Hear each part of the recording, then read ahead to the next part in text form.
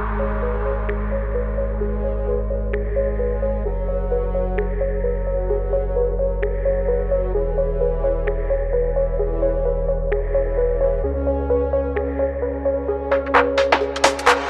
on today's episode, it's me, Andy, interviewing Danny Parkins, my co-host. We're going to take a deep dive into all his fishing and how I talked him into being my co-host on the podcast.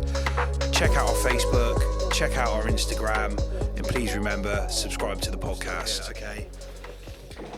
Episode 2. Yep. It's been a long time since we spoke last. Yep. Welcome back into the room. Yep. We're going to interview you. Cool. So for this one, unfortunately, you don't get to hear me talk so much. This one is all going to be about Danny. You'll soon realise. So I know Danny from working in one of the local tackle shops. When I've brought the Tuna Gear stuff up to hang on the walls and stuff, he's also done some social media posts for me, interacts with the social media of Tuna Gear. And I phoned you up to see if you'd come in and do what we are going to do. No, it's not. You've missed a bit. A funny bit is I was fishing.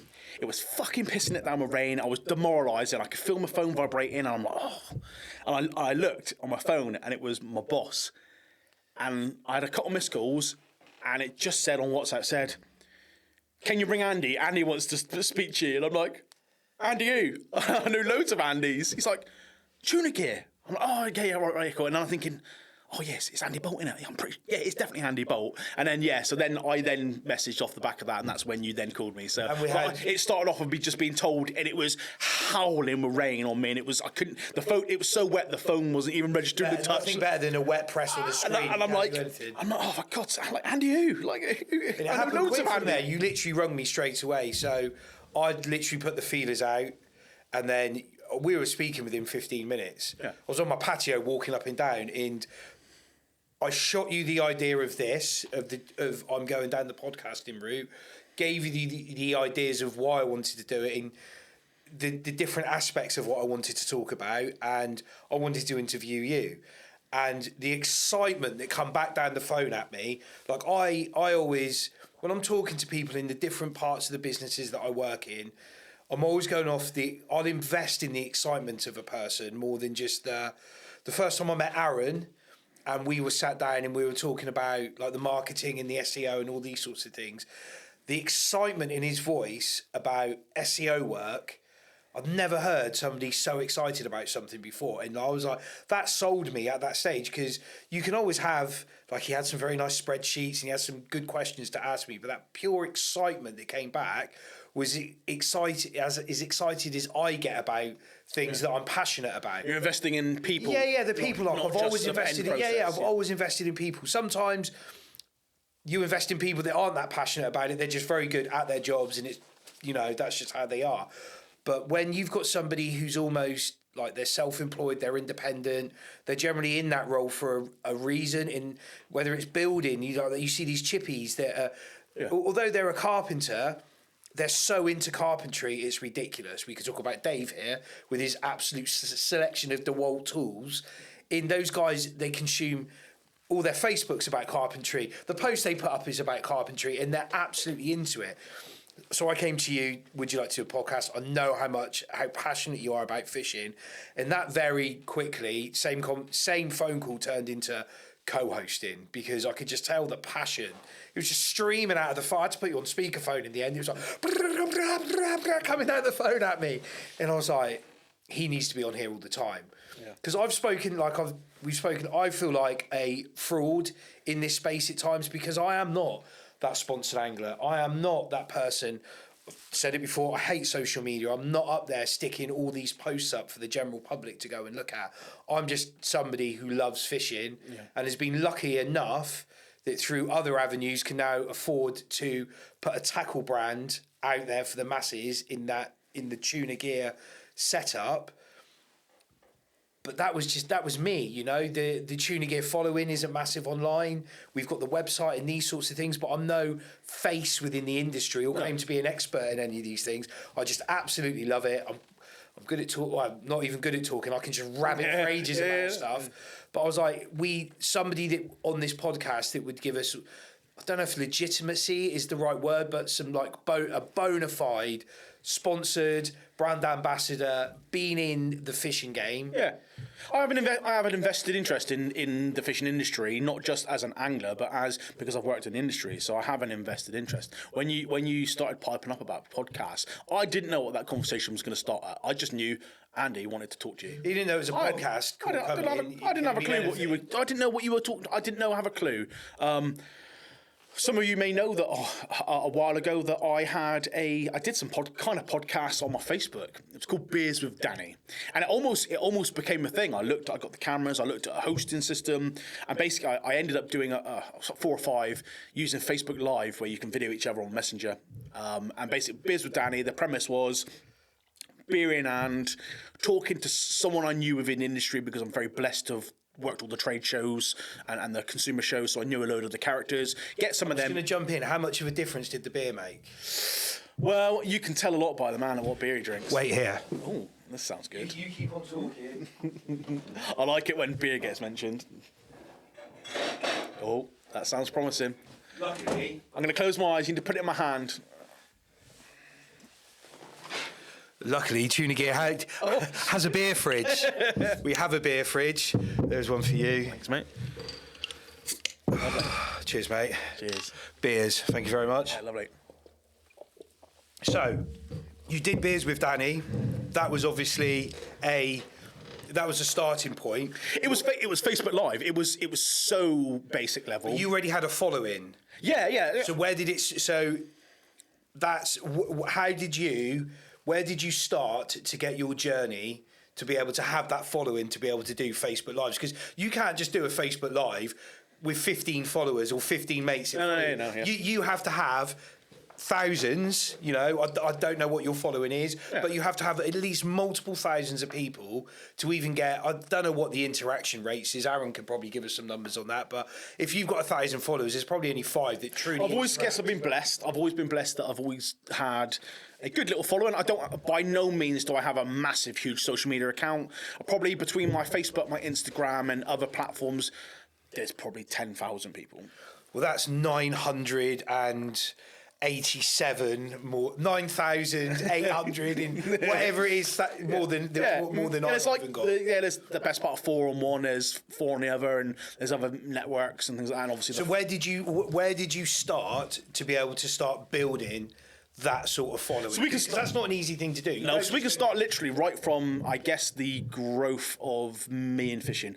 I've always fished. I fished since a little kid. My dad fished, my brother fished. We grew up, we moved to the side of the Grand Western Canal as a kid. So I always loved a bit of fishing. So this is freshwater predatory fishing, float fishing? Yeah, so I started with him. Yeah, it was ponds and canals. It was a bit of everything. But I very, very quickly liked pike. And we had a canal literally 100 yards behind the house. I nicked some of his lures and went to the shop. I used to basically do odd bots around the house and help out, get some lures from the local tackle shop. And I loved catching pike. I remember my first pike vividly on my own. My granddad was walking up and down the canal with me, and I caught a pike under Tidcombe Bridge near Tiverton, and that's where that stems from. So I basically fell in love with lure fishing and what it stands about. And at the time, none of my family were lure anglers. It was still quite small. It was only in the magazines every now and then. As I progressed through my, obviously, left school into my teens, then kind of social media, end years of high school, that's when the social media started to come in, kind of... It became a thing. It became a national... Yeah, it wasn't there. So everybody had Facebook. Up until that point, it was your weekly mags and your monthly mags. So when like MySpace, Bebo... What were we talking then? Like Anglers Mail, Angling Times? Yeah, and they're still about. I don't think... Yeah, they're still about, but there was even... Because we're not too dissimilar in ages, but those... Like my go-to was Anglers Mail, Anglers Times. There was no real... There was some specialist sea fishing ones. There was some carp fishing stuff. But I can't think of any freshwater... There was specialist thing. No, there was one that I actually did, and we'll go on to this a little bit. There was one called Fishing Tips. I play Word on Fish and Chips, and it was like a Max Power lads magazine in fishing, and they got some like glamour girls to pose in some of the pictures. And I missed that. Yeah, it had the potential to be quite cool. I think they were ahead of their time, and it just didn't feel right, and it ended up folding. But anyway, we'll touch on that a little bit later on. But basically, the growth of social media, I was at that age. I was into my bikes, into my metal, and kind of that scene. I was a bit of a wild one. Anyone that knows me knows my story. I'm quite a wild one. I always say Danny likes to party. I was always a character, getting myself into all sorts of shenanigans. So I was always out there. I was always out and about. I wanted an avenue where I could share my stories and very much like these podcasts. I wanted to share my shenanigans and what I got up to. So I basically, way back, started a blog spot called Lure Fishing with Danny.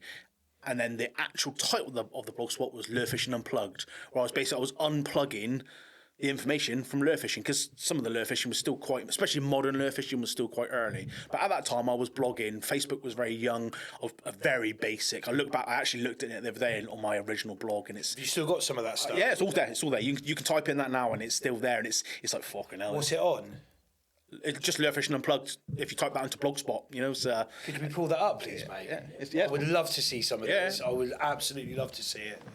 So that was the first. So just to jump back slightly, when you said you fell in love with lure fishing, what was that first thing that made you fall in love with it? Was it being so like out there and nomadic, getting to wander the bank? Because it's not static fishing. Yeah, wandering. Yeah. Yeah. You're always on the move. Basically, we grew up with my mum and my dad. We lived just on the edge of Tiverton now on the canal, and we had 2 bridges, and we were told as kids, not past that bridge, not past that bridge. Oh, this is the good old days when you could go out and it was like they knew that you probably wouldn't go any further than that. Yeah. So if you type in lure fishing unplugged or lure fishing with Danny.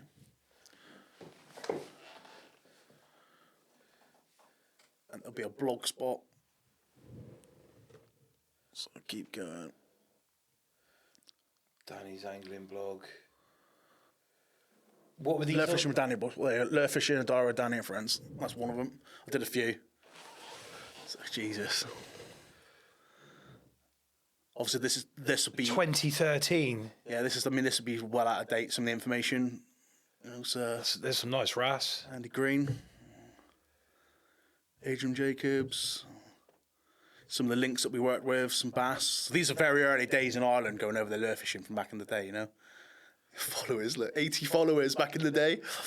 Wow, it's a blast. So was this one of the original platforms to put your to put your this is where it all starts, and this basically, there was one before this, so this was probably number 2 or 3 within my journey of blog spotting. Because this is pre-video, I'm guessing. You couldn't put video content. No, you could. Yeah, you could. Some of them had videos, but this basically is a catch-up of a trip. So this is just one post. You'll see it goes down as you go through. There's various things. Let's read the comments. They say never read the comments. Let's read the comments. See if you can pull those up, please, Aaron. You're fishing shit, pack up. Great. There you go. That's an inspiring article.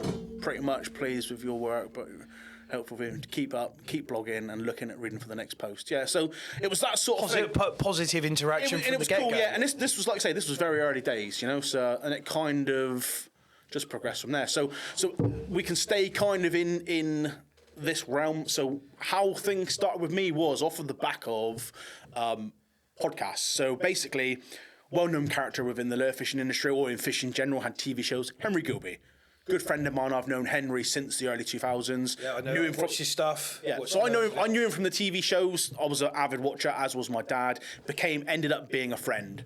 Henry, at the same time, had a blog, and it was actually a blogspot post back then as well, before it was what he is now. Big empire now within modern angling. And he would very often share people's fishing adventures as part of a diary, his entries. Right, okay. So I sent... it was Ireland trips. It was Beara Peninsula with Adrian Jacobs. It was one of the pictures on there. That was not that trip, but a few years before that. And I basically shared. I had some really big pollock. I had some fucking great big pollock off the shore. Donkeys. Double figure fish off the shore and on basically glorified bass gear. And I basically shared them to Henry. I knew Henry was going over there. Henry'd done a few programs at Kilkee and Cork and things like this. And we went to some of those locations, actually the same spots where they filmed the TV show. So I thought, fuck it, he's fairly local, he's a Southwest boy. I was actually doing a bit of work with a friend of his that features on a TV show called Nick Hart. I'm going to send him to him. I know he likes receiving this. It was off of the back of Henry sharing my pictures of me going to Ireland and us coming in and doing some bits. We ended up doing a photo shoot when I was early 20s, or might even been in my teens still. And so he just reached out. Yeah. He liked what he saw. Yeah, I mean, he lived in Plymouth at the time. He said, "Look, you're Exeter. Let's hook up and have a fish." So that's kind of where it kind of started. It was through Henry, where he was actually contacted by a company that were looking at setting up a pike fishing lure website. They wanted to branch out and bring in some high-end American and Japanese lure brands and sell to the pike market. They already had a bass lures website. Is this where a lot of our lure fishing has come from then? Yeah. A lot of it has come over from like the American. Yeah. The American bass fishing tournament scene is absolutely ginormous. You won't really find anything in my boxes that isn't derived from the Japan or American market. Is the Japan market more that finesse side of it? Yes and no. I mean, be right? No, they just do. The Japanese do things really well. Every little detail, the gear they make, the products they make, they're the leaders in it. Are they fishing a lot lighter over there than what the guys in America are? They do sometimes. There's various styles. There's crossover on all of it, but they do it properly, very properly. So the product is ultra premium. So they wanted to bring the bass lure fishing was just starting then, really picking up steam. So they already had a bass retail outlet and distribution. So through that, they also had a lot of brands that could sell lures that could work for pike and freshwater species. So that's basically, they contacted Henry saying, do you know anyone that's keen, young, out there, may be able to help us? And he was like, actually, yeah, I do. And he gave him my mobile number. And I got a text message and an email from a guy that I didn't know. I knew the products, but I didn't know he was behind the brand, saying, look. What buzz was that like? Yeah, it was cool. It was fucking cool. That was my very first actual gig within fishing, to be approached by someone and him to say, look, Dan, we're going to send you a massive box of samples from the brands that we distribute that we think could be good for freshwater fishing. I was like, oh, right. Didn't know what to expect. I didn't know whether I was going to get a jiffy bag of bits or end up turning up a fairly hefty box of some phenomenal bits. And actually, there's stuff that I still have there now that are sitting in boxes because I've got so much of it. And that's basically how it started. From the back of that, I ended up doing a bit of work with them, doing the trade shows. And through that, I then became a bit of a character in the industry. I was covered in tattoos. I was young. I was listening to my metal music, and I was very different to a lot of the other guys in the industry that were kind of I'm not saying they were bland, but fishing was fishing then. It was the sea angler boys. The lifestyle side of angling, although hadn't been marketed, I suppose. Yeah, but because they didn't have the tool that I was blessed with, which was social media. So I came up looking differently, acting differently, being a character. They had social media there, but they were of an age where they were alienated by social media somewhat. I was brought into social media, so it was the natural social media. It was the social media. Social media was like, here we go. This is something that I can push, not only self-promote myself, but also can be used. And various brands very early on were like, fucking great, we can get that rolling. And that's pretty much where it went from there, really. Through working the trade shows and doing bits with those guys, I got noticed by some other brands. It was off of the back of the Irish trips, which Henry gratefully... I mean, in all fairness, yeah, Henry is the catalyst he shared my pictures. He was the gatekeeper that went... Which not only did he get me involved in the industry side of it, but he also I was contacted by a number of photographers that worked for the big magazines that saw a young lad that was different, smiling, catching some decent fish, and wanted to work with me. And it basically just... I never planned to do it, but basically it ended up me working in fishing, doing magazines, doing trade shows alongside my job at the time. And then it got to the point where, a little bit later on down the story, where I could take time out and I actually was a full-time fisherman, and it was a blessing, But Gilbey's how started it. He shared my pictures, which in turn my image, what I was catching, what I was talking about, the word of mouth. And I'll be forever grateful for him for doing that, because if it wasn't for Gilbey posting those original pictures in the early 2000s, that's how these magazines, the photographers got hold of me, and it literally very quickly. Obviously, they liked what I was doing. I would pride myself on being a people guy and doing my thing, and I think I'm a very approachable guy, and that's where this went. So you had that first box of stuff turn up, which you got to promote. Where was the next big avenue into like full-time fishing as a job for you? Who was the next big sponsor that came in? It was a long time before it was a job. It was probably Svensson Sports off of the back of working with Megabass. It's actually gone full circle. I'm now doing some bits, but Megabass is one of my favourite brands, and we were the distributor for Megabass. Why are they your favourite brand? It's a high-end Japanese brand, and just their clothing, their lures. Their lures are fucking phenomenal. They're just great. So I was working for a brand that distributed them. And it was always one of my favourite brands. They just made the lures were out of this world. No one makes anything like them.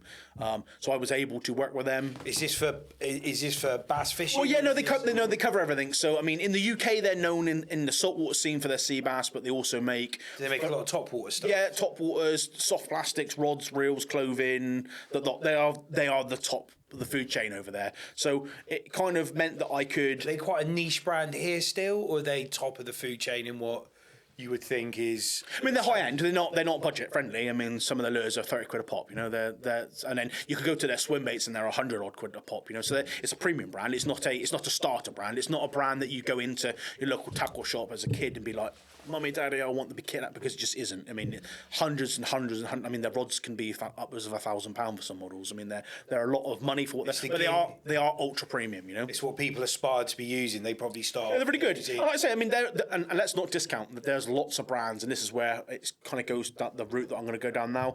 So obviously that's the epitome of fishing. Those brands. And there's a lot of them. There's not just Megabass. There's other brands that make phenomenal gear as well.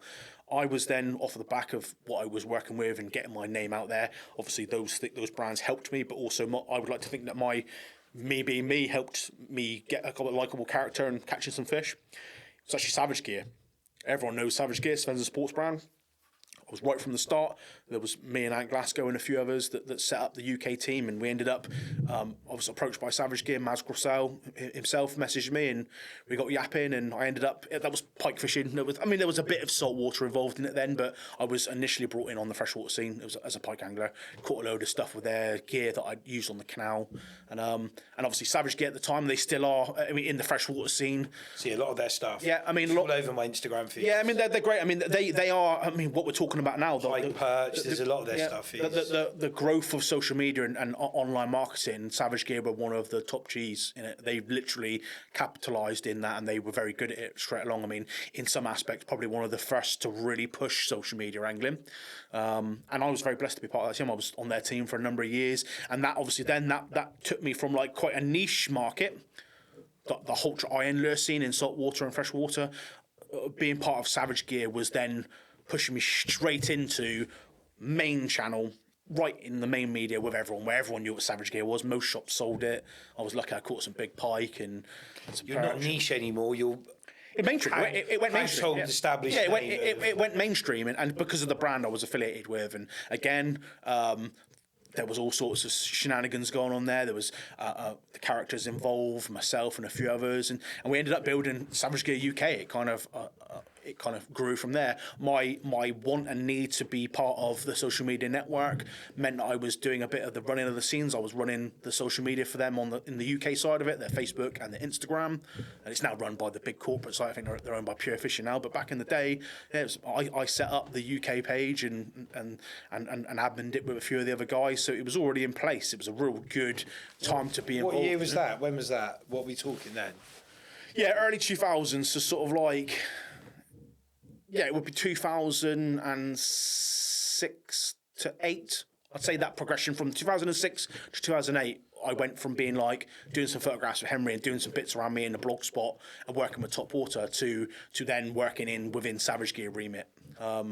And as a sideline with that, I was doing a lot of, because at this point now I was then fully tied into the ecosystem of the magazines, because back then there was magazines, there was Total Sea Fishing, Sea Angler, Improve Your Sea Fishing, Improve Your Course Fishing, all these things that were actual physical mags. Now the magazines have died out the fucking ass. They're not there anymore. There's only a handful that are available in the shop now. It's just a crying shame. There's a cart brand out there called Subsurface Journal, and one of his quotes is "Print isn't dead."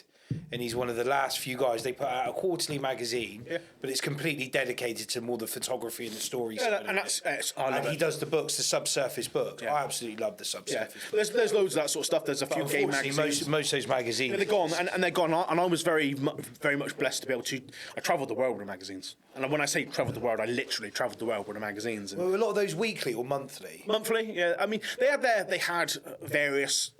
They're owned by. There's a couple of main players that own the magazines, and they have their avenues for social media and whatnot. But as a whole, they were monthly mags, and I got to travel Florida, Ireland, Spain, Greece, Scotland, Denmark. And do a lot with these brands all around the UK, and all of it was off the back of magazines.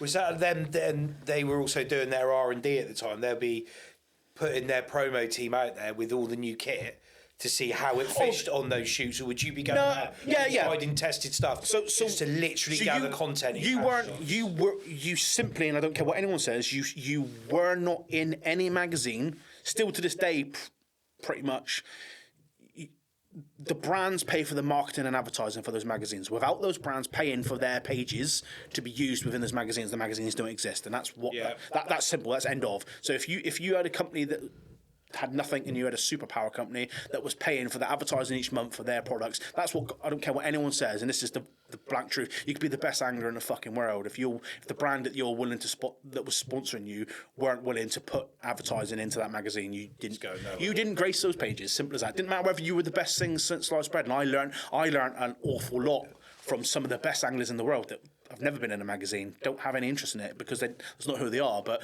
I worked for doing promotion for some brands, and because I was part of those brands, they had marketing platforms and budgets that advertised in the magazines, which meant that I was in the magazines because I was part of that brand. And it's a to and fro. They use the travelling to be able to use the products and test products and showcase new products, but at the same time, it was those products themselves, the marketing pushes from those brands, which meant that's essentially what paid that photographer, that brand, to take us out and do that feature. And I don't care what anyone says, that is the reality of it. And unfortunately, that just isn't. With the birth of online, the papers died off, but there is a wealth now of digital magazines, and obviously that's much more easier you don't need to print, you don't need to worry about any of the other things that happen with the printing and the failures and online mags, although there's the whole different element of the editorial side of it. So it's still there, but I remember when I started, I've written my own features myself, quite a few. I mean, I think the most I ever got paid for a magazine feature was about 350 quid, and I got quite a few that were £200 a pop. A load at £100 a pop. Now, I mean, there's very few that would pay you, unless you're one of the main player photographers, which there's some fucking legends in the industry that are great. I suppose social media has brought so many people through that, like you were saying, how you wouldn't get magazine coverage. In those magazines, you always used to have, people could send in their cat shots. You used to have like that one double page where there'd be like the kids, the adults. Fish of the month, fish of the month and all that sort of stuff. And that was the only way you could really get in. Whereas with the onslaught of social media, if you weren't attached to a brand, if you weren't, but the features, when you open up, you've got 5 pages of a pole and pole fishing. So to the uneducated, they're looking at that and it would just be, this guy pole fishing for bream. That's what the feature's about. It's actually about matrix, it's not actually at all about that. It's actually about the bream fishing or whatever fishing, pike fishing, whatever. But the actual. The mechanics of that feature is all on the marketing. The product that guy's sitting in on wearing. He sat on a whatever box with a matrix or whatever it is, pole, or I don't know enough about that sort of fishing, but it's branded around that company. We have that today, very much today. The online magazines and online media's made it all very accessible because it's always on our phones, 24/7. Do you not think it's even killed the online magazines off, where you can everyone now can just put their own. Get a bit of a social media following. On Facebook, just Facebook or... There's always lads doing... There's so many... Like what you did there in those early days with those blogs, everybody's at it now. Yeah, there's lots of it. Yeah. Fishing with so-and-so, fishing with so-and-so, fishing with... And I've actually got a lad on one of my feeds who I thought was you to start with. It was Danny's Fishing or something. And I followed him and he kept popping up all the time and I was like... That's not fucking Danny. But now I'm quite into what he does, and I follow all his bits and pieces he does. Sometimes he's got his kid out with him and stuff like that, and he does all this. Yeah, it's amazing how many the internet gave access to that many people. So you went from. At what point did they start bringing you into the trade shows? It took a while. It was one of those. It was never planned. Each brand, especially the bigger brands, tend to attend, whether it be trade shows or consumer shows, like the big one, or the CLA Game Fair, or the Angling Centre at Glasgow, all those sort of things. They all have like consumer events, or whether they have trade events. So a lot of the big brands will tend to invite along like pro staff, so they can not only showcase the product, but have used the product. So when they make talk about it. So if you've got a trade show event, you've got a shop that wants to stock your product, the owner or their buyers can ask that guy legitimately what it is, what it does, how it works, not have some marketing guru that knows what it says on the paper but actually has no real time. Did they have you doing shop days as well? Yeah, no, so yeah. Well, they were some of my fondest. I was actually talking the other day on another subject where I guess the bad side of social media. There are some tosses about, but I mean, there's a connection to a store that one of the first stores I ever did an open day for. Genuine guy, and he's grew from a small shop on the south coast to a superpower of an industry now. And I spoke to him the other day, and it was actually on a negative subject, which we won't go into.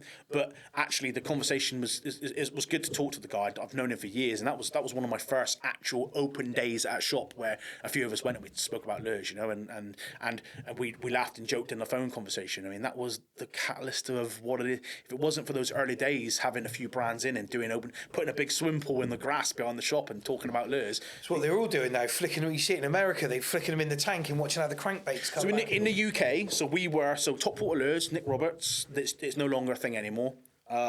They were the importers of Arima, Megabass, and a few other big style brands. We did all of the trade show events. It was my first tackle and gun show. Now, we did the CLA Game Fair, and we were the first brand. Don't care what anyone says, we were the first brand to bring a swimming pool to any event in the UK. I mean, tanks were going on in the States for a bit, but in the UK, to put up a fucking great big swimming pool in a trade event or a public event and showcase what the lures did, And we were the first to do it. Hands down, we were the first to do it. We did the CLA Game Fair. I remember doing it at Blenheim Palace a few times. Hot as fuck. Baking underneath those big gazebos. And it's sweltering with a huge pool. And I remember one night, we just sat at the end of the show. We'd all done there. We cracked open a beer. And we all sat in the test tank. Because it was like 30 degrees out there. And we'd been under the tarp all day long cooking, And so we were the first to do that sort of thing, So... Do you think it had an uptick on sales with that as things became more interactive with customers? Absolutely, and it was key. And now that's why every trade show and every brand now has a lure tank. Shimano have got that big Predator. Yep. Yeah, the fishing simulator. Yeah. I mean, all of them. Actually, looking at one, you can buy one. I've seen them. Yeah, I'm going to buy one. Andy and Pam at Seaview. I saw the price, and I was like, I don't know if I'm ready for one. My first experience with that was Andy and Pam down at Seaview in Plymouth. They're closed now, but was a great little independent shop in Plymouth. Proper little characters, and we set that up, and they had the fishing simulator in the middle of the shop where you could, while people were shopping, you were strapped into a GT playing a GT, and there's fucking loads of it. That was great. That was my first experience with that. But whether it be the fishing simulator or the test tanks, and it's every show there's a form of tank now. It 100% correlates to sales, because you may get someone that's super clued in, knows exactly what they're going to go and buy. They don't interest in what anyone has to say. They know what they're buying. You get a massive amount of guys in the middle that are on the shelf like, I can see it, it's popular. I can see why it's popular. But why is it popular? But I don't really know. You can absolutely turn that to 100% sale and his mates. Or there's also guys that may come from a different genre in fishing, say a match angler or a carp angler that walks past the lure section, goes, oh, fucking hell, what's that? Boom. They get home, they're researching it, and then fucking hell, 6 months down the line, they do a bit of lure fishing out of their season when it's too cold or too hot to go the carp fishing. So it's the ultimate tool to sell. I went down a very similar route with that. Some of my very early fishing was fishing down on the Isles of Scilly with my dad off the rocks. Beautiful. One of my favourite places. Well, still one of my favourite places to go. Love doing some wrasse fishing and stuff down there. But this was like the old school red gills getting slung off the rocks. Didn't even know how to tie them up properly. But fast forward to not that long ago, the summer, I never liked carp fishing in the summer. They'd spawned, they weren't as heavy, all the fair weather anglers would be out, the lakes were busy, I was never the best surface angler in the world, and I got into LRF fishing.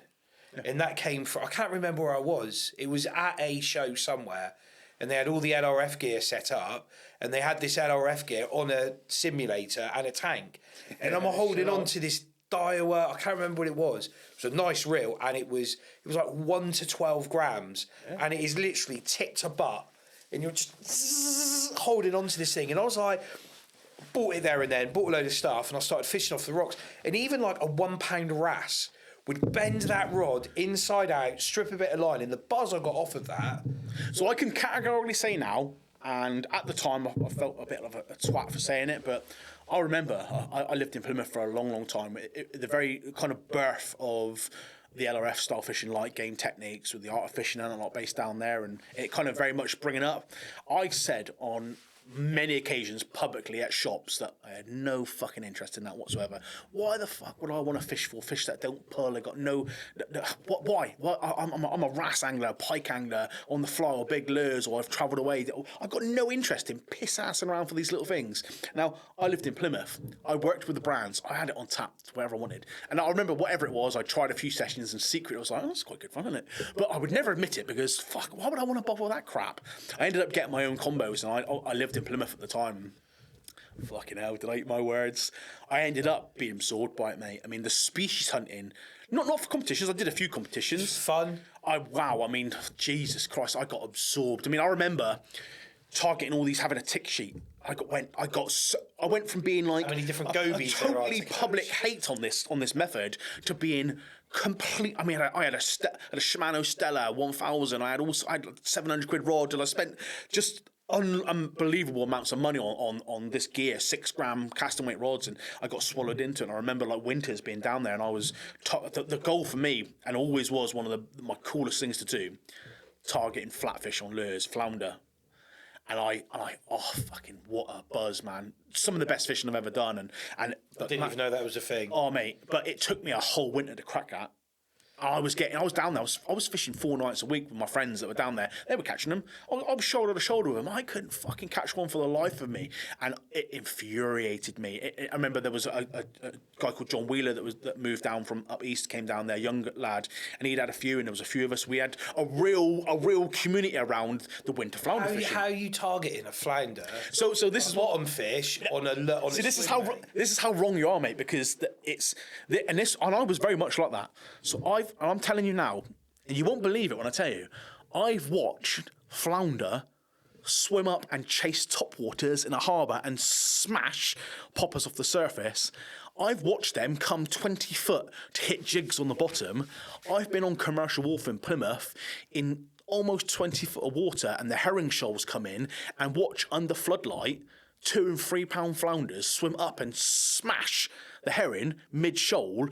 So much so that when the shoal dissipated, the water was sparkling for an hour of all the loose scales that had flicked off by flounder coming up in 20 foot of water to hit bait above their heads. People have no idea how aggressive they are, and as a legitimate lure target, if you've got an area where there's a good head of flounder, like the inner harbours and these things, I mean, fucking it absorbed me. And I ended up having them over 3 pound. I had some absolute stinkers, but it took me a whole winter season just to even get one, and it infuriated. Were you working on how to flick that lure through the water? Yeah, technique. Presentation, yeah, all about presentation. And this is something that I've always been a big believer in, is the watercraft and presentation. I really geek out. Sometimes I almost love the presentation as much as I do the watercraft, as much as I do the fishing. I mean, I just needed to crack that code, and it was. I just thought you'd clip a lure out there and. Oh yeah, it'd bring a bounced return back. Yeah, and lots of people do, but I mean, there was the presentations, the diameter of lines, the colour of the lure, the rigging of the lure. If it falls too quick, if it doesn't fall fast enough, and you've got to get all these things right. And let's say flounder, specifically flounder, were a pivotal moment in me. It took me a fucking whole season to get one. And when I did, I cracked the code, and it was quite regular. And I was getting a couple a night sometimes, and sometimes loads. I mean, I got some real big ones, like a 3 pound 2, I think was the biggest I had. Sight fished underneath the rod tip on a 6 gram rod, 5 pound braid. And so that makes sense. So we were out on the Scaries a couple of years ago on my boat. There's me, my mate, and his son.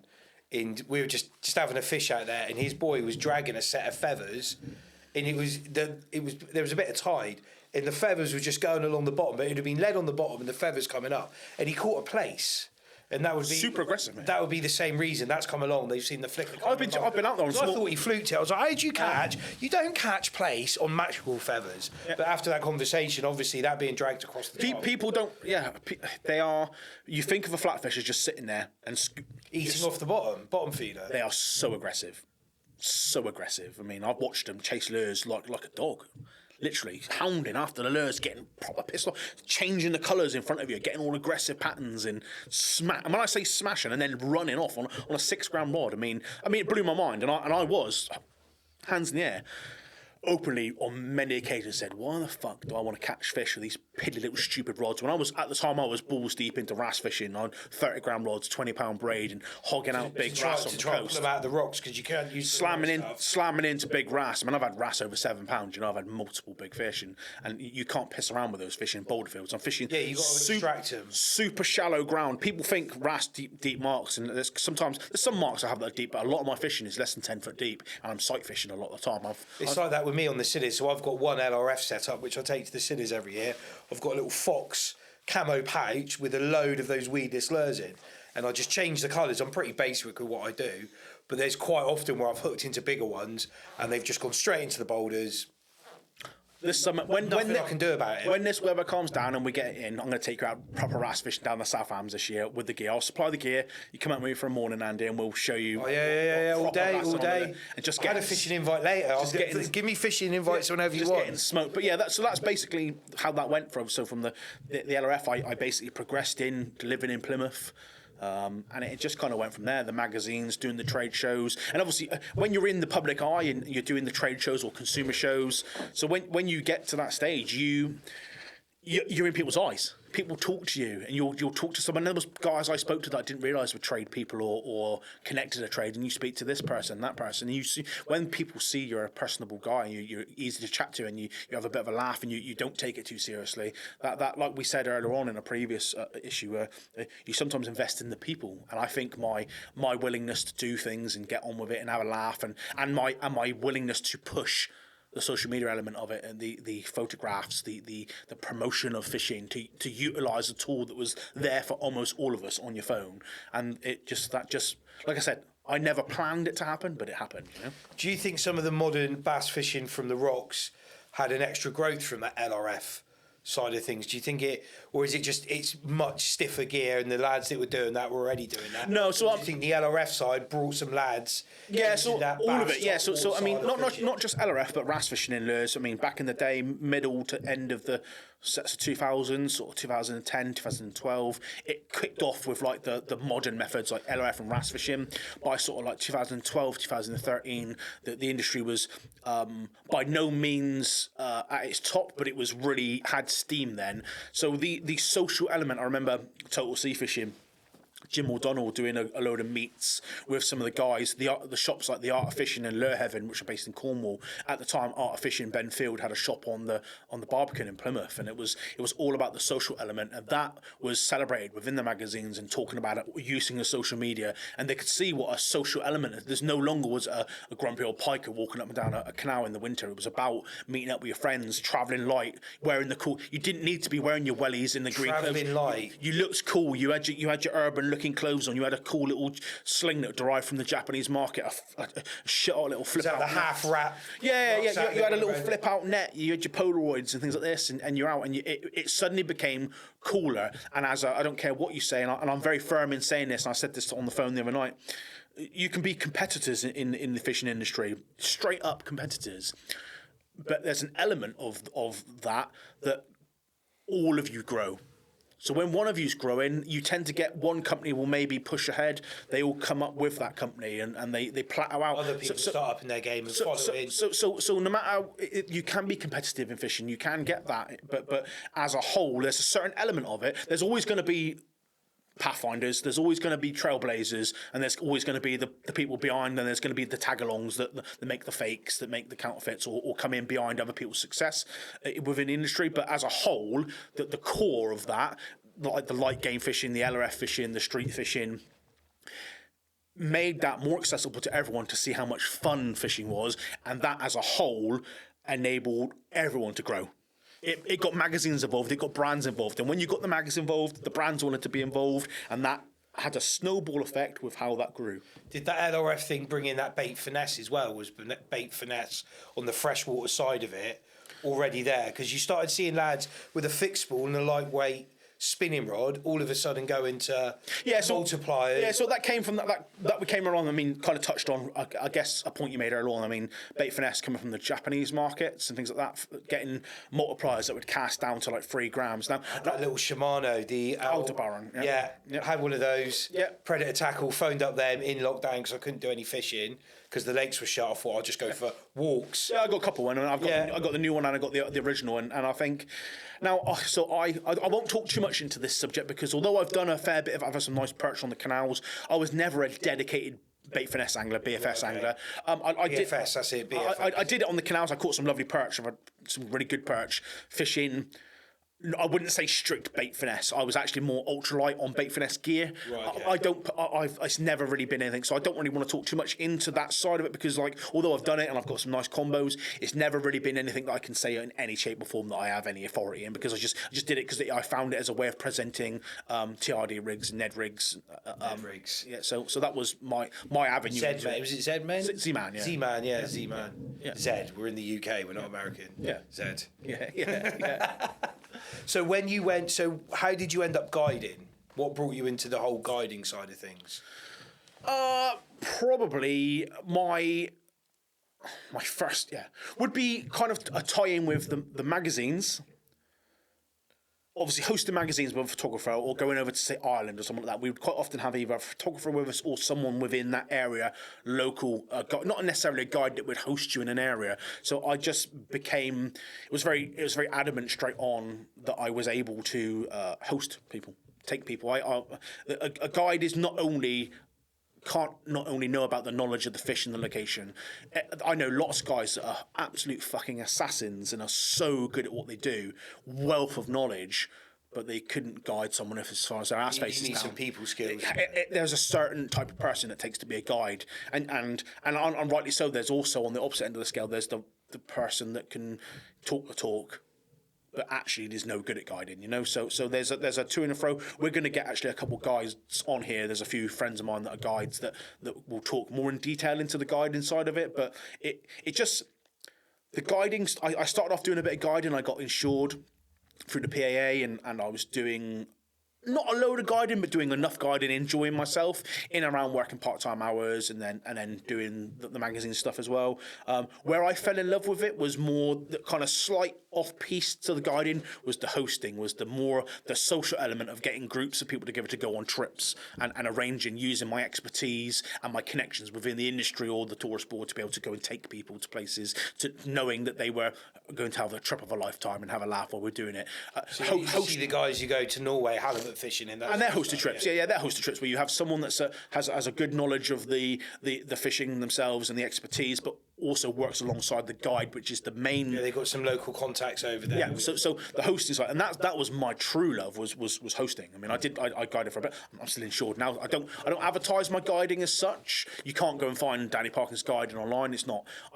If someone contacts me privately through social media, Dan, I'm down on holiday in Cornwall or Devon, and I want to trip out. That's a good plug. I've been asked to contact you through social media. Can you help me out? There's occasionally, if around work commitments and dad time, there's sometimes the avenue to have it.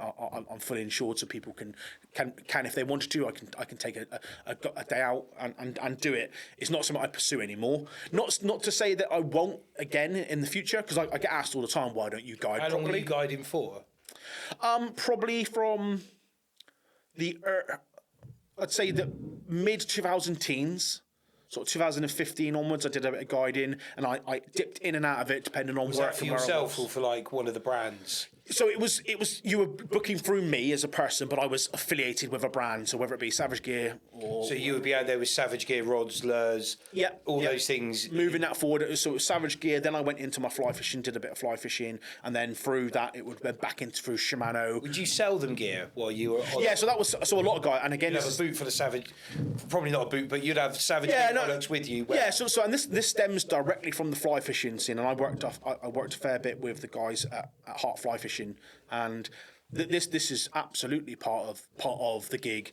Was you could say you have a 2 or 3 day session booked in as a guide, and you could have a seasoned pro, you could have a total novice, you could have a corporate day where they got no fucking interest in what you're doing. They're just going there because it's part of a corporate event and they're just enjoying the getting out and about. You may have someone that's mega minted loaded that only fishes, enjoys the fishing, but just has no invested interest in fishing, but just likes to go on a fishing trip, got a load of money in his back pocket, wants to book it. Now you can very easily, within that remit, you can use guiding services, and I'm not saying it's not right, but it's not wrong, and a lot of companies do it, and it's part and parcel of the guiding services in some aspects. Not everyone, but certainly within the game fishing industry was an avenue that you could. It's a pretty standard thing in the big game. Is guided. Yeah, you basically guided fishing. Where you basically you can put guys, so this is the waders you need, this is the rod and reel you need, that you take them out with you because you have your own gear.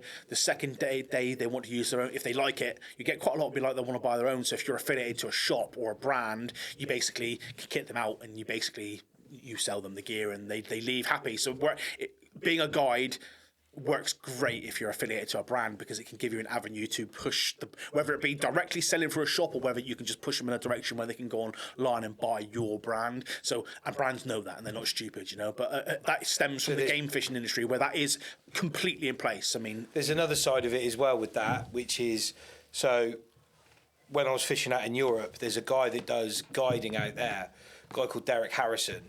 Like, he's spent the last, I'm probably going to get this wrong, 20 or 30 years out in Holland, Belgium, France, doing all that off-grid big carp fishing. Yeah. And he does the guiding stuff of it. And me and my mate were going to go.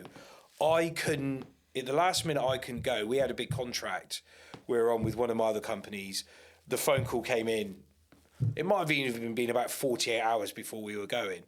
I'd already paid for it all, the whole thing. Supposed to be on a ferry on the Euro in 2 days' time. Phone call comes in, Andy, we need you up here. We've got a problem with this. And with what they paid me at the time, when they said go, you were going. So I just had to phone my mate up and say, sorry, can't make it. And we were going to use that as a drop-in exercise. And we're going to get us to take. We want to know where on the Kempish, where on the V channel, where on here, where on there. Where was this? We had all the fish saved. Where did Matey Boy catch this one? Where did Packy have that one from? Like, where's that bridge? We can't work it out from Google Maps. So you're going to get we're going to get a couple of guides on that are wealths of knowledge of this, and this is something that would be probably better off discussed a bit in more in-depth details. But I can give you a bit on it. But I'd like to save this for one of the other guests. But would be, this is definitely an element as a guide, as a professional guide, that you have to weigh up. So you're taking. Say I'm taking you out on a guided session. I need to take into account, one, how close do you live away to where I'm going to take you? What's the reality of me taking you for a day and then you just going to that spot every time and rinsing the guiding spots? Are you, as an ulterior motive, you're only booking me because you want to know where I'm fishing? Or are you a guy that just wants to learn the fishing, So the area isn't necessarily as important. It's about learning the aspect. The guides, and we can speak to some guides. We are going to get some guides on. I mean, that must... I know it did for me in some circumstances, because I had it. I took guys out, and they weren't friends of mine. They were people. They were friends of friends. So I didn't know them personally, but I knew their friend. And I remember a while ago, and I took them out wrasse fishing. Did a 2-day thing where it was basically wild fishing. We had some bass fishing. We had some wrasse fishing. We had a whale of a time. It was one of my favourite sessions actually. We've got some wicked. I would take a camera out and take some wicked pictures of them, and I put on a genuinely awesome session with them, catching wrasse. They were coarse anglers. Lived up in the Midlands, and I remember 2 weeks later I was stumbling with a friend of mine that lives down here, and we were and it's quite a yomp to get to the mark on a little peninsula down on the South Hams, and you can't see the mark until you're pretty much on it.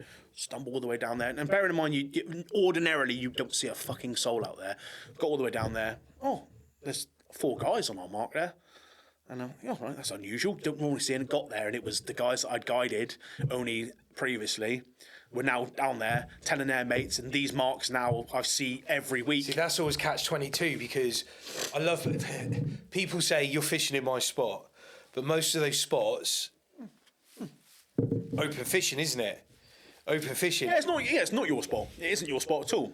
There's that thing in America recently. Some bloke caught some guy catfishing on his spot and shot him. Yeah, but people take it like real. They do. Yeah, I mean, I've got spots where I would go and I'd be mortified if I saw someone there. I also have spots that I bass fish on fairly locally to me, which are so public, and I've had some really nice fish out of it, that when you get there, you're a little bit like, because if they see us there, they know, and then you've got your own little spot heaven where you fish with your mates, where you do well, and all of a sudden, and like we've had it with Tom, Dick and Harry's down there having he's told his mate, and next thing you know, he's come down on holiday and they're fishing there, and I don't care what you say, even the bass, which are a fish that moves, you can ruin marks very, very quickly. Yeah, they know. I say it's not my mark. It isn't my mark at all. But the fact is that, and you have to, as a guide, weigh up. You have to weigh up where if you're taking people out, will those people be just wanting your marks? They're not interested in what you're offering them at all. They're purely wanting your marks because you are a successful angler, and that's something you have to weigh up to.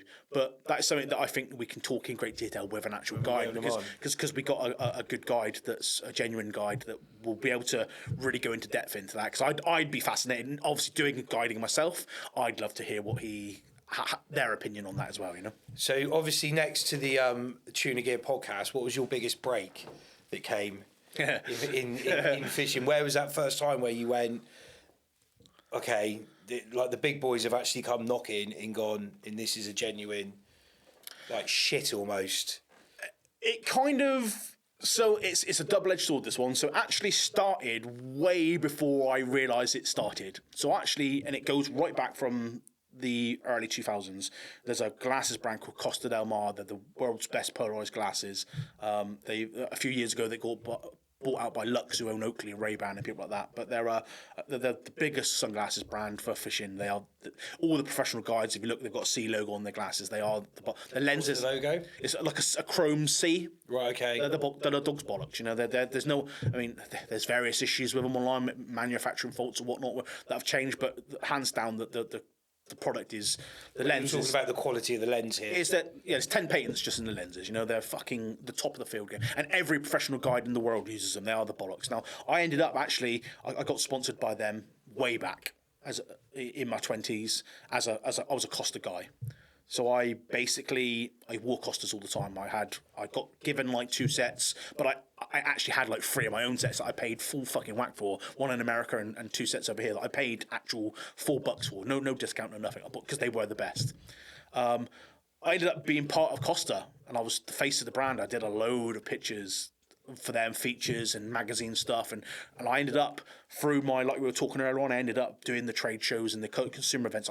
A majority of mine pre-Shimano days was Costa del Mar. I was the face at every trade show. It was me that ran their trade shows with Steve and a few others, with Jenny Godello come over from the head office in America, and that was kind of like my thing. And I guess at the time I was so involved in that network, and we spoke about it earlier on, the management side of it. We had a team of guys that I was heavily involved in, and I was a consultant coordinator within them. And we kind of, through Costa, I had a team of guys, was 15 people or so, where I would run between the marketing teams and collating their media and making sure that it was on a hub and that we could share it in the right manner, scheduling it in. And I guess I was so into that whole network that I didn't actually know what I was in, if that made sense. Yeah, sometimes you can't see, well, I don't know if the wood for the trees is the right one, but sometimes you time compounds at a funny rate. Yeah. You want something and you're trying to work towards it, and all of a sudden you turn around and go, shit, I'm here. I was in it, and I was in it. And I mean, and you don't realise you're in it. And I was fully in. I was travelling all over with them, and I've got some of my absolute fondest memories in my adult life is going off to destinations, Glasgow Angling Centre and these places, and travelling to America and these things, all under the Costa remit. Got to meet some, they obviously supported a lot of guides and professionals because they were for professionals. I got to meet some of the most amazing people in my life, and I was so into that ecosystem that I didn't realise, I guess I was not starstruck, but I was so into it, I didn't realise what I was actually doing. And then when they got bought out and they binned us off, and the company went down the Lux route of who own Oakley and Ray-Ban, and they did their own thing, and they kind of basically, Costa UK just literally at a drop of a hat stopped, and that was my moment where I realised how big it was, because it was fucking heartbreak, man. It was like morning. Did you literally get a phone call? Did you know that the sale of the business was going through? I got a WhatsApp message from the guys to say that it was no more than a phone call from the manager, the agent over in the UK, where there was obviously more going on, and obviously I was in the circles behind it. But basically, yeah, over a couple of phone calls and a text messages, we were told I went from being an integral part of the company and doing the social media and doing these bits to being told that it is literally as of now it's done. Keep your samples, do whatever you want with it. Done. It's when done. when you get faced with something like that, what was your initial thought? Because you've obviously put blood, sweat, tears into that, a lot of time, effort, probably thinking this is going to lead on to something else. So this is where, because everyone's got their eye on something. I try not to get emotional now. This is where, for me, it was a fucking massive kick in the balls for me, because I built a... You can cry, it'd be good for the rating. Yeah. Hang on, I need to try and get it out. It was like I said, it was almost like morning. I came out of this. It was inadvertently, to me, it was my identity, who I did, what I travelled, who I got to hang around with, my friends. These were my friends that I was involved in, and unfortunately for me, fucking life's a kick in the balls, isn't it? It actually coincided with not long after, obviously, like the pandemic and all that sort of shit that went on, and actually a separation of my long-term relationship, and it was a. As you started this section of this was how did I know when I'd made it, was actually the opposite. It was actually when you're on the way down. I actually realised when I'd made it, when it actually went fucking tits up, you know, and my life went from being like I had all right. I mean, I travelled a lot. I travelled a lot fishing. I could do what I wanted, go where I wanted. I didn't pay for any fishing gear at all. I guiding, hosting, and it crashed fucking hard. And it hit me like a ton of bricks because my identity was taken, and I had to not only deal with that, the pandemic. They wouldn't let us fish. They all that bullshit that went on with that, and I fake demic. Yeah, and it hit me really hard. So my actual understanding of where I'd been was actually, like I say, was actually the end of where I'd been. Was the end journey made me realise how far I'd come, and I went from being that little kid on the canal to looking up at anglers on the TV and magazines and doing these things and being like, fucking hell, look at what they're doing. And then you can look at it and thinking, actually, I was doing that. I was actually fucking doing it, man. You know. And then after that, I separated from my long-term partner. We had a little bubba, and I was like, fucking hell, everything is now like falling apart around me, man. I mean, the bullshit with COVID, the beautiful weather we had at the time, it was killing me not being able to go out and not being able to see my friends. Obviously, I'd separated with my long-term partner at the time, and I was now a beautiful little daughter that was my world.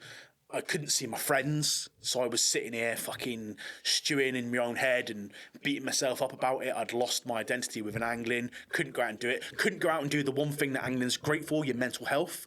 And couldn't see my friends, couldn't talk, and it fucking hit me hard, man. It really did. And obviously, then that piled into, I guess, like you have avenues open within your life when you always say it happens when you're least expecting it.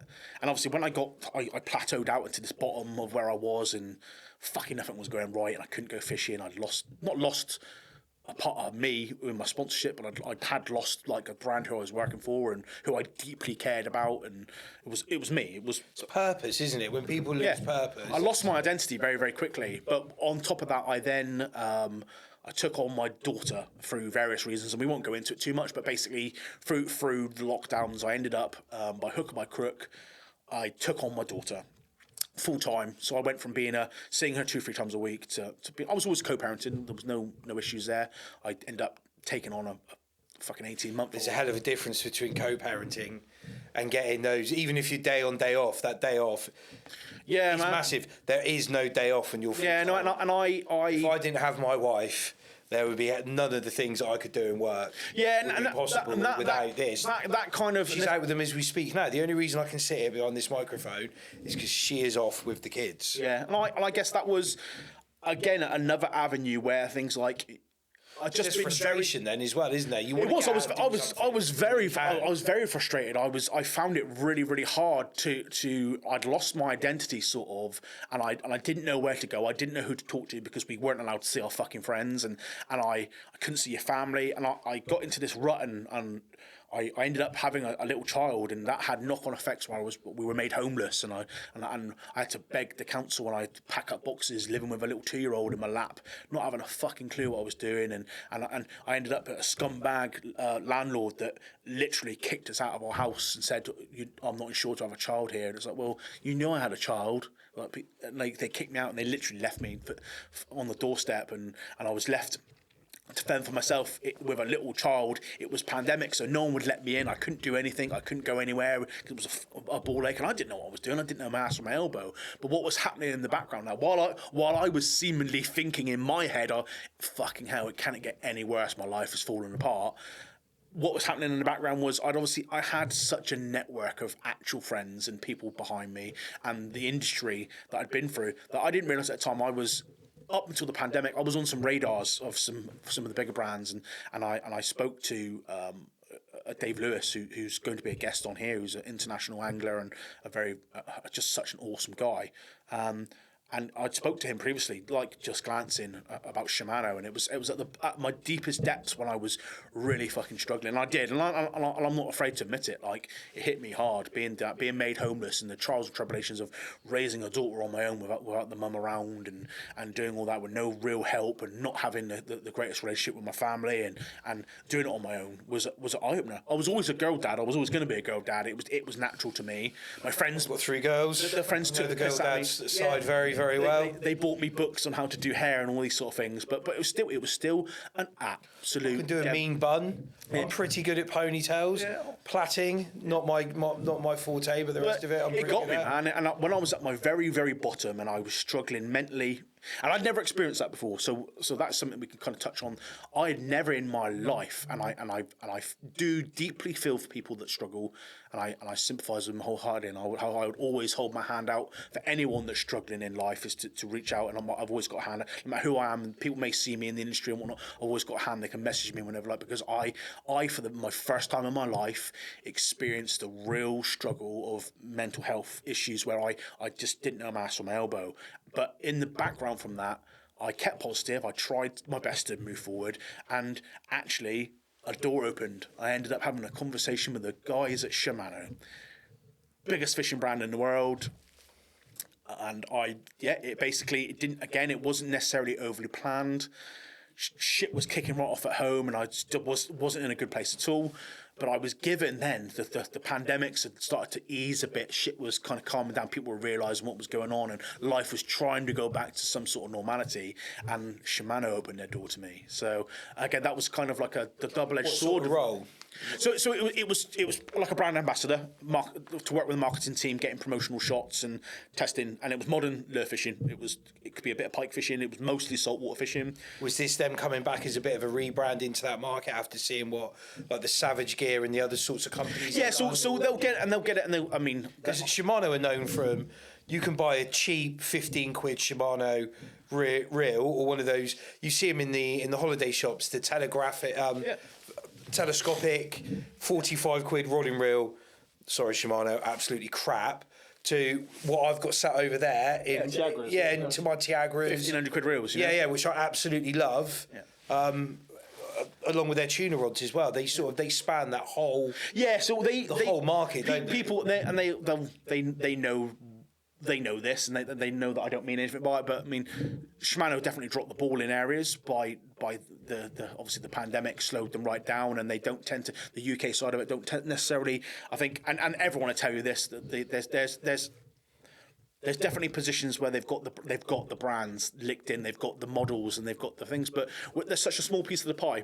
So when they started to branch out into modern lure fishing, that was why we were trying to get it back on track, and we did really, really well. You know, it was a really cool time to be involved. We had a good budget, and we could do things. I got to use some really cool gear, and I've still got the gear now, and I use the reels, the rods. I've always been a Shimano guy, so to be part of Shimano for me was always a real big deal for me. So like say, you have the swings and roundabouts. It went from my highest point, not really knowing it, crash diving into real struggle with the life of being a single dad and having to deal with all that, the debts and the having no money, and we missed it out kind of. But in that period, it was actually a year that the downs period for me was actually about a year, because I ended up actually having to, because she was only 2 at the time. I actually had to stop work. I had to go. I remember going into the job centre in town and sitting there. And at the time I was working a 60-hour week, and I was sitting there, and I remember going in there being like, I can't fucking do this anymore. Like, you need to help me. I don't know. And I didn't know. I don't come from that background. My family have never really been involved in that. And I didn't know what I was doing, man. I remember sitting there in floods of tears in the job centre being like, help me. I don't know what I'm doing. I can't do this anymore. My daughter's in 60-hour week nursery. It's costing me through my fucking nose, man. All of my money is going to put her in childcare so I can get a job and I can eat and I can feed her. And I didn't know what to do. And they just said that they put me through these things and said, look, Dan, I said, it's okay. You're going to be fine. You can stop work. We'll sign you off for a period. You get back on your feet and do. And I was like, couldn't even comprehend that direction of my life. Like, how? What do you mean I can sign off? How am I going to earn my money? And daddy daycare. Yeah, and like I said, won't go into too much of the doom and gloom side of it like that. But basically, yeah, I took the best part of a year off. I got signed off and not from. I got signed off because I could be a dad. You know, I couldn't physically do what I was doing with the debts and the being homeless at the time. I ended up being homed and locally and things went really, really well. It was off the back of that Shimano was in place. And so like I say, you got that double-edged sword. It went from being the highlight of my fishing, doing what I was doing, but not really knowing what I was doing because I was so involved. But looking back at it, thinking, fucking hell, what a dream I was given and a blessing I was given to do what I was doing. To then the crash and burn of that, to then the doors at Shimano opening up, you know, and which enabled me to work for a brand that had a good budget. Didn't have to beg, steam, and borrow. There were stock issues. There still is stock issues. It was hard, but it was a great gig to have. I was really blessed to work with those guys, and I ended up getting my best friend Chris involved, and he ended up Chris and Tim being part of the team as well. So we ended up having this really cool, hardcore little team of mates. That just we had some fucking laughs, man. You know, and I guess that boils back down to it enabled me to go fishing. It was a getaway from the shit that was going on in my life because it was all falling apart around me, but also to be able to have that backing of a company like Shimano to be able to go and do my own thing, not have to worry about spending loads of money to do things because I lost everything, mate. I had to sell stuff to pay bills, and Shimano really kitted me back out again, you know. And are you still with Shimano now? No, I left Shimano in the winter. Like I've gone back to private now and just do my own thing, you know. What made you leave? Freedom. I'd got back to where I needed to be. I work in a fishing shop. I get asked about products all the time. Do I use this? Do I don't use this? And I guess I got to a stage. And I guess this is what's played down with me. It was that because I'm a thinking angler, I've always been involved. I've always enjoyed the watercraft. I've prided myself in putting myself out there and adapting techniques and changing techniques. Silly little things like putting your measure. Gluing your measure on top of a belly board, so when you're wading, you don't have to go into shore to measure your fish because it's on a belly board floating next to you when you're wading, and just pop it on that. Like all these. Why do they measure their fish in love? Why don't you weigh stuff? Yeah, I don't know. I mean, so this again. You don't hear lads going, I caught an 80-centimetre carp. Yeah, so this would be an interesting one because I do both. So I wouldn't weigh anything unless I thought it was really big. Do you just measure it? Yeah, I mean, I don't. I just yeah. Is a measure an indication of weight as well? So there's a lot of charts that are available that you are scientifically like prove to give you a rough estimate of what a weight. But I don't care about the weight of anything. I don't fish for I'm going to catch 10 pounds. I like to catch big fish. You just want to go fishing. But I'm not driven by them. It must be a £20 pike. It must be a £10 bass. Here's something quite controversial for even the second podcast. So obviously tuna fishing. On the chart programme, they've got one of these tape measures. A lot of the guys have got it down the side of their boat and they pull the fish up alongside it and they'll measure it and it'll give you an estimation of weight. Yeah. And one thing I learned from being on the commercials last season, because we would measure them, but then, of course, we're landing them. So we're seeing them on the quay and we're seeing the exact weight. Whereas those charter boys, they're not having those fish out of the water. Those tapes were out. They were light. They were heavy by quite a bit. Yeah. We'd pull fish up, which would measure on the tape, and you'd be like, that's a £250 fish. You get it onto the quay, and it's like 150, 160. Yeah. It was out by quite a bit. Yeah. Yeah. And I specifically don't. I'm not really interested. The only time I would be really interested in a say a bass, for instance, weight is if it was an absolute fucking hog, you know, like double figure. If I think it's double figure, I'll weigh it. If I don't think it's double figure, I'll put it on the tape. Because for me, I like say last year I won the bass fishing league. I needed measurements of fish to enter the league because how did you win the bass fishing league? So basically, you take your top 5, you measure them, you don't weigh them because you can make up any weight. Is it through a year or is it through a yes, it's like a season, like a date to date. You know, they previously had like one league, then it goes to a summer league, a winter league, and then this year it's going to be one long league again, back to just the one league. So basically, you can catch as many fish as you like, and you measure each one, and they take your top 5 combined length. So the top 5 longest fish in your measurements is your overall length, and it's the longest length. But there's a separate prize for the biggest fish. You know, so you have the biggest fish, and then your longest top 5. So I fished in leagues last year, and it's all about the measurement. So I would measure fish, put them on your board, and your top 5 wins the league. You know, so I just don't. I'm not into. Like you'll look on my Facebook, I don't ever post. I mean, there's not been a post on my Facebook for donkey's years of any fish that says that there's a weight on it. I'll tell someone if they ask me. I'll say, "Oh yeah, it was £16 or it was £5 or." But I never post anything with a weight or anything. Yeah, if you look on my old Instagram carp fishing one, there's no weights on anything. Yeah, I don't put nothing. There's a lot of lads who they get the scales out. That's 23.8, blah blah blah. Yeah. I'm the same now. Like if you caught something, you can look at it straight away. Is that £30? No. Well, I'm just going to have a picture with it. Yeah. I'm not going to. Yeah. I don't want to do it the disservice of putting it down to a number by weight. Whether that fish is worthy of this amount of accolade. Yeah. That fish is hard enough, is it? Yeah, that's you know what? That's very much me. I don't have a want nor need to want to know the fish's weight. Or I may measure fish because I want to know what it is, say to enter the league, but I don't enter the league being like it's all money driven, or I just because it's just something I like to do. What did you get for winning it? Nothing. I don't win nothing. Pride. Somebody, it's just blagging rights, isn't it? To win the league, there's loads of guys. But and then this is a we can go down the negative route of this now because there's some absolute fucking tossers on there that we have at the minute out there now where you've got these guys that can catch a fish, and I mean look at the weather we've had recently. You know, it's been disgusting, isn't it, for the majority? 6 months of shit, really. I mean, and especially where we are here with the Southwest Peninsula, we've got nowhere to hide. We got a few estuaries, but they've been pumping out fresh water for months. Yeah. I mean, it's just been a no-go zone, storm after storm after storm. The rivers are brown, and the fishing has been absolutely diabolical. But you get guys that just think they've got some sort of opinion, or they want to call out people saying they're no good at fishing, or there's just bad excuses, all these sort of things. It's absolute horseshit. Like fishing for me is absolutely wholeheartedly. I'm not a commercial angler. I don't doing it because I need it to feed my family for the play. I go fishing to fish with friends to have a fucking laugh, not to go out there and kill myself on the beach because it's stormy, just because I need to post my elitism on Facebook because I'm the best thing since sliced bread. We've talked about some of that stuff before. There is a guy recently, not saying any names, who got caught with a folded tape. Yeah. Exactly. There's a whole dark side. Like I want to reach out to him because I'd love to have a conversation with him. Not a stitch you up job. I just want to speak to him about it because there's enough lads. Like, and I've been guilty of it myself. I've caught one in July. It's 20. Like I've weighed it because I think it's close to 30, and it's like 29, whatever it is. And you're like, and all of a sudden you're posting pictures and you're telling your mates, "Oh look, I've caught a scraper 30." Yeah. It wasn't a fucking 30. That's a lie. It's an outright lie. There's no difference between that lie and folding that tape measure. Yeah. You know, and I get what you were saying about that hardcore drive to it.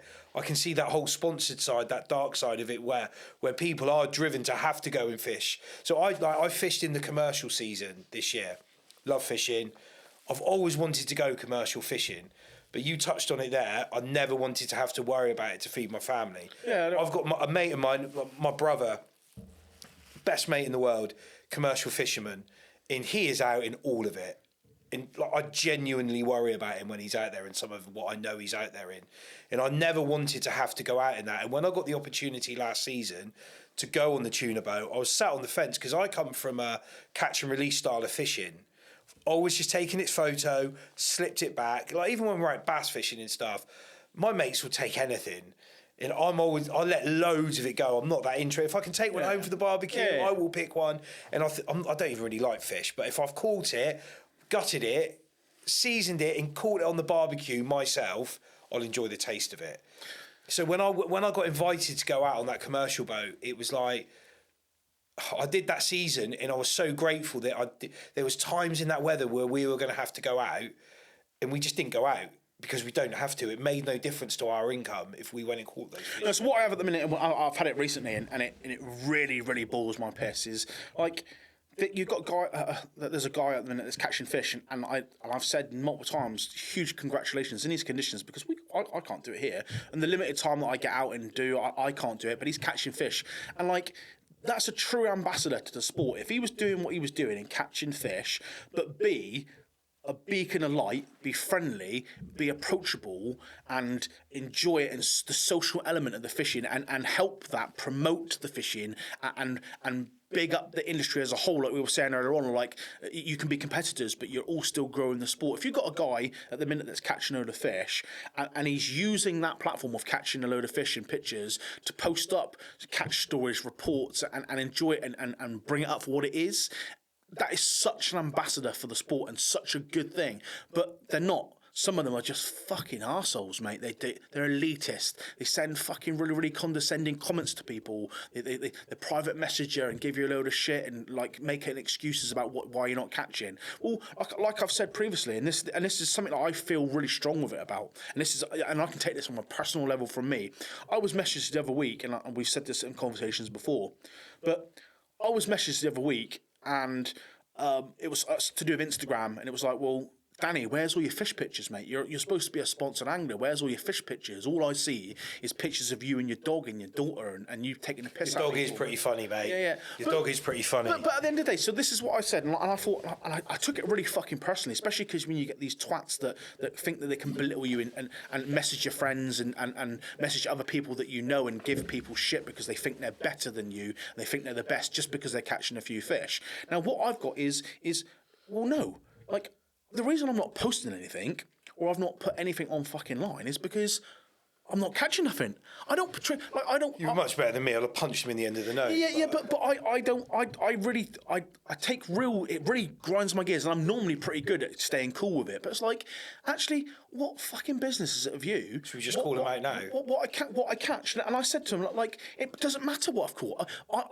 I'm not fishing because it's shit weather. It's been howling here recently. So as and when things get good and things start happening, you'll start seeing me put loads of pictures up at the minute. But ultimately, it's my page. What I post and what I don't post, it's absolutely something to do with me. It's nothing to do with you or what they do. So I don't understand. How much negative do you get from it all? I don't. Positive. So you get it. Just creep up every so often, or have you got some consistent? Yeah, no. You get consistent bell ends. You just like having a chip. So social media. So this is the dark. So we've kind of recently today talked about a lot of positives you can take from social media. So let's not waffle on to it too much about it, because I don't. I like positivity, but there is an element that I definitely want to talk about, because it does involve me as a social media angler. The negative side and the trolling side of what social media is, and something that I distance myself from wholeheartedly, because I cannot stand why people think it's okay to bully, belittle, and treat people the way they do online, and it happens an awful lot. I personally, like you just said, most of it, they've got nothing going on in their lives. They're just sad, lonely people. That the only thing that they've got. I'd like to know where I say, like I'm a dinosaur on social media. I know how to use it. I could be fully engaged on it. Me and Dave, who works for me, we laugh about things all the time. He sends me screenshots of that people are always putting stuff about their lives on there. If I wanted to flex on social media, I could go harder than most. Yeah. The things that I've got, the things that I do. Well, you're a successful businessman. Yeah. I am not taking that claim in any way, shape, or form. Maybe, but I would not even. I wouldn't take that. But I could go hard on there if I wanted to, and I could paint a picture of life which most people would give their right arm to have. You don't see anything from me on social media about any of those things, and I couldn't even contemplate if I did see. I use it for work. All the brands it, like for Tuna Gear, and I'm always liking people's stuff. You know, even if I don't particularly like it, I think, they've gone to the effort of putting something up. What's a click to say, You know, the like button or the heart, whatever it is on Instagram. You know, I go through them like. I could, even if I see something I absolutely hated, I couldn't even bring myself to write that. Are you that? Do you have that little going on in your life? Yeah, so that's... You have to, you nailed it with the positivity side. I hate negativity on all fronts. I've always said... Positivity breeds one positive interaction in your life. In your day, one positive thing can change that day completely into places you can't even think. One negative thing in a day can take you out for weeks. Yeah, so I've got at the minute where I say this, and I fully mean it. Like for me is, and I've always said this. You get these people that we got it on social media. Freshwater lure fishing's full of it. And I had a conversation on the phone the other day with someone that was surprised about a certain person that's a total fucking whopper online. And like for me, I've always prided myself in being super positive, adding loads of humour, having a laugh with my fishing, making fishing fun is my thing. But I've always said, like, there's some people, you see it on there, they never post a catch report. All they attribute to any group or people saying is negativity or criticism. They never post anything positive. And when they do, it's always some shit. There's always some snatch to it. Now, I've always say, like... Do you want to hear the Andy theory behind that? Go on, then. Their wife doesn't like him. They absolutely hate their job. Their kids don't respect them, and they've got nothing in their life that they can take one glimpse of positivity from. Their whole head is full of negativity, and it just pours out of them. Because I've always said, never read the comments. Yeah, Joe Rogan says that. Yeah, never read the comments. I've always. I'm going to read the comments though and call people out. Yeah, but I've always read mine, and I love engaging in a friendly manner. But I've always said, like, people must live a really miserable life sometimes when all they can do is put online and belittle and be... I love listening to Jordan Peterson, Jacko Will, all of those guys, and they all talk about the same thing. Joe Rogan talks about it. All those people that put that negative stuff up have just got very negative lives. And the problem is that negativity seems to gain more traction than the positivity. Nailed it once. I was just about to say that. I think it's a smaller group of people making a huge amount of noise, whereas the masses are just generally happy. Just about to say that's what I found is, and this is very much online, is I think sometimes it's almost cool to be the prick online, and I don't think I thrive myself in everything that I do, every aspect, whether it be out and about in the pub, in person, professionally, social media. Prick, but I'm a massive prick in the right ways. Yeah. I just couldn't even be. I just don't know how they can be negative. I'll just be a prick because it just banter all the time. Yeah. I'm just going to take the piss out of you non-stop. From the moment we start our session to the moment it finishes, I'm just going to be taking the piss out of you. But in a nice way. It's going to be the English, he's an absolute prick. Yeah, but you've got elements of it where there are people that there's going to be characters that we can invite on our podcast. I'd love to know how others deal with the online trolls and the negativity, because I know how I deal with it. When they get they don't get three strikes with me. They get like the one firing shot. Well, I'll always identify the tossers, and I always see it. I'm quite good at that. Yeah. Once I've seen it once, they get like one slip. The second time it cuts up on any of my shit, gone. I either block them. I like having them because what's that? There's that thing I saw it on a YouTube short. If you hate me but you still watch my stuff, you're still a fan. Yeah. And that's I would get more buzz from that, knowing that there's somebody that fucking hates me that much that they've got to leave negative comments, but they still got to come back to me all the time. I'd love that. Yeah. That feeds me. That sort of stuff. And for me, and I've always been like, my pictures with my friends, with a massive smile on my face, talking about fishing, expressing fishing, whether it be explaining methods and talking through step by step at what we do and how we catch them and where we go in a fun, proactive manner with a massive smile on my face, having a laugh and genuinely laughing and joking along the way, giving someone a positive vibe, like you just said.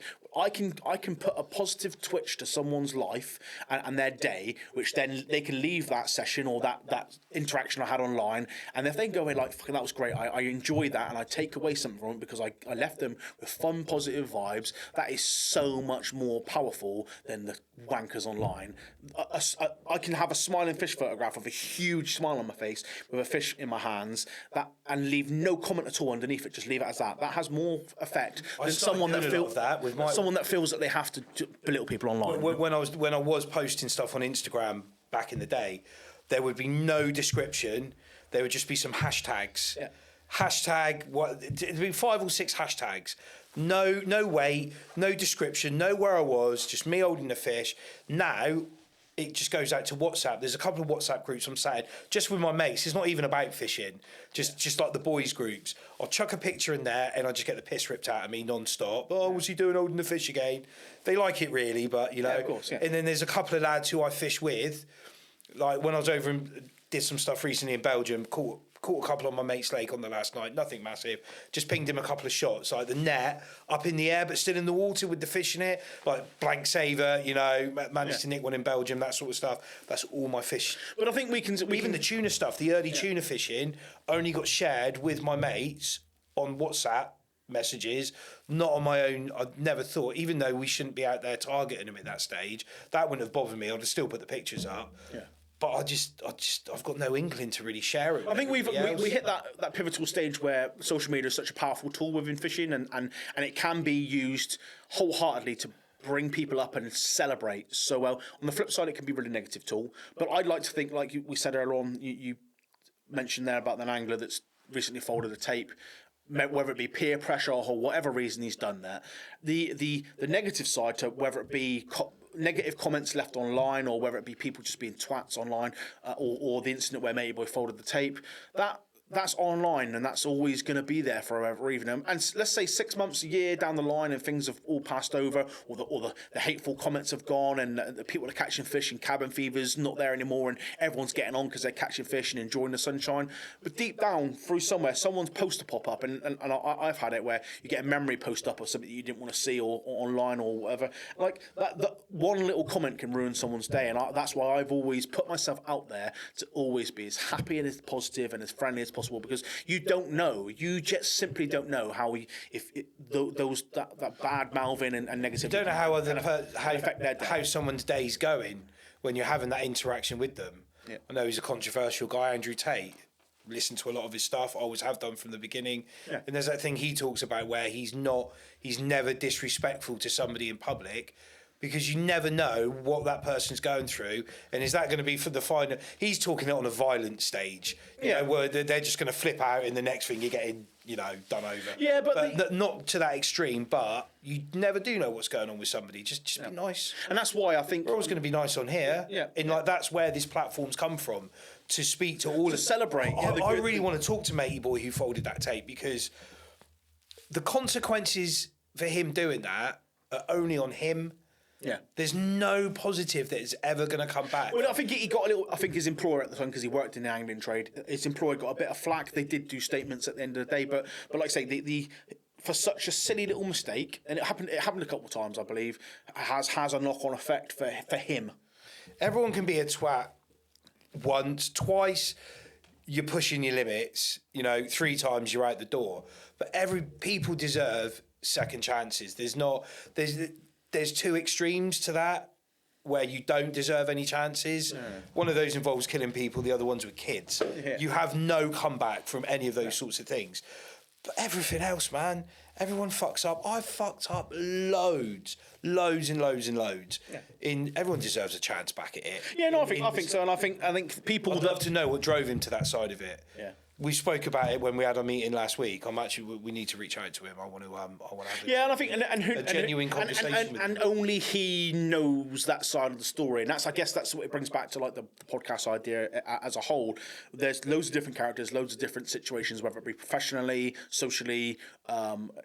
We all have a relevant story within our life and our fishing, especially, but this is obviously a fishing podcast or fishing industry podcast. So yeah, there'll be a cool story there, you know, and I think that for me personally, mine was, going back to like you were saying, was the whole the highs and lows, and what I knew I made it and when I didn't make it was yes, it all fucked up, and we can tie that into like Matey Boy fucking things up for himself, but it crashed, it burned, and I hit a real low spot, but after a period of time, I crept back up, and I ended up with like the chapter prior to this, from pandemic to now, where I'm actually climbing every single week to higher and better levels, and I'm fit, and it's different.